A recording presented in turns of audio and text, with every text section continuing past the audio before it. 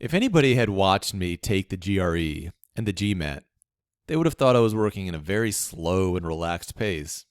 And they might be worried that I might not actually finish in time because I seem so slow and so relaxed. I wasn't writing very quickly and I was writing kind of slowly. But the fact is, not only did I finish in time, I finished over an hour early. And on both tests, I got a perfect score. So there's something to speed other than just writing really fast and rushing around. To understand how to do the SAT math section fast, you need to understand this equation here. Suppose you're doing a math problem. If you take the number of steps that you're doing and say the average time per step, that's going to give you the total length of time it takes you to finish the problem. So if you have, say, 5 steps, and each step takes you about an average of 10 seconds, then the problem is going to take you 50 seconds. Now, what most people try to focus on is this here, the time per step. They try to do the steps more quickly. In doing so, they usually make a whole pile of careless mistakes and have to redo problems. And it doesn't really work. But what you should focus on is the number of steps. If you can do your problems more efficiently, you're going to get the problems done faster. And again, number of steps doesn't just mean like you do 20 steps in your head and write 3 of them down. It means a total number of steps written down on paper or wherever is going to be lower. So let's take a look at this problem here. We see the correct and fast way to do this. It takes, in this case, including writing the question down, takes 4 steps. Now let's compare that to the other way that's algebraically correct. This is what you would have learned to do in school. It's algebraically correct. You do the substitution, you multiply it out, then you do the quadratic formula, then you plug in, then you solve for the other thing, then you do A minus B. If you do that, it'll work, and it'll take probably at least 20 steps. And some of these steps are going to be computationally a little bit more difficult, and you have to use a quadratic formula and all that.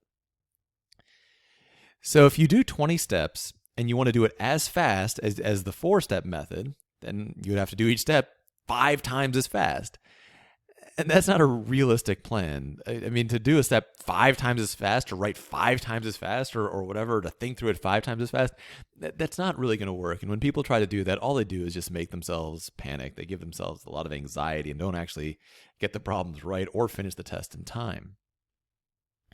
So here's the guideline you need to use. Understand this.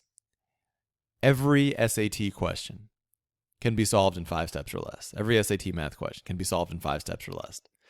Most of them can be solved in 1 or 2 or maybe 3 steps, but 5 steps or less. If you're working with a study guide and the answer key is showing you 20, 30-step solutions, throw that thing away. Get something else because you can figure out how to do them all in 5 steps or less. And if you work on that, if you work on actually finding more efficient ways, you're going to be able to do the SAT very quickly, the SAT math very quickly. Now, it's going to take you the first many problems. It might take you hours to figure out how to do that problem efficiently. But that's a skill you're building. You're not building the skill of solving that one problem. You're building the skill of finding efficient solutions, finding these short 5-step or less solutions. Now, if you want to do that, there's a few guidelines you want to use. Number 1, get rid of your calculator. Don't use your calculator for this because why? It's easy to do a math step on a calculator. It's easy to do long division and multiplication. It's not that annoying. You need to make each step annoying so your brain is constantly trying to find a more efficient way to do it.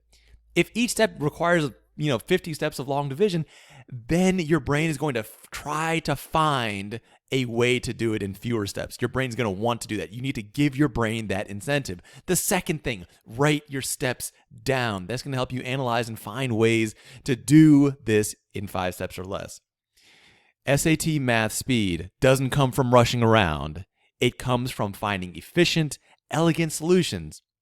And at Vora Method, we work entirely on those solutions. And when you're working at home, if you're working from a practice book or whatever, you need to do that too. Find a way to solve every question in 5 steps or less, and you are going to finish this with plenty of time to spare.